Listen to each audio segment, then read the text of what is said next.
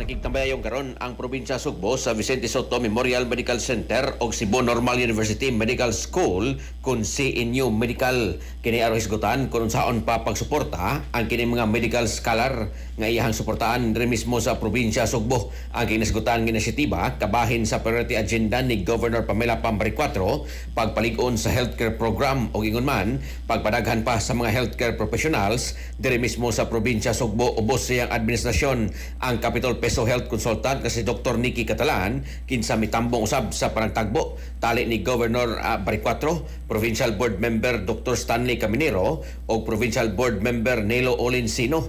Mapasalamaton ni Dr. Gerardo Aquino ang representante sa VSMMC o gingon man ang mga Executive Committee lakip na si Dr. Tom Batanagol sa Senior Medical School o iyahang team sa kini karong diskusyon tali sa Kapitolyo alang sa mga lakang niya nga madaghan ang medical scholar diri mismo sa probinsya Sugbo. Kini aron sa umabot di na maglisod matud pa ang kining ato ang mga tambalanan diri mismo sa probinsya Sugbo pagpangita og mga medical personnel nga makatabang og inguman mas makapanindot pa sa serbisyo ngadto sa katawhan dito sa probinsya sa Sugbo.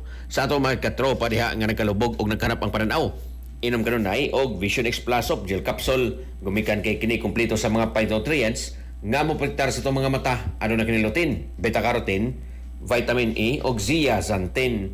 Alang sa kusang Pilipino para sa Pilipinas, kanyang katropa Greggy Magdero, XFM News. XFM Report.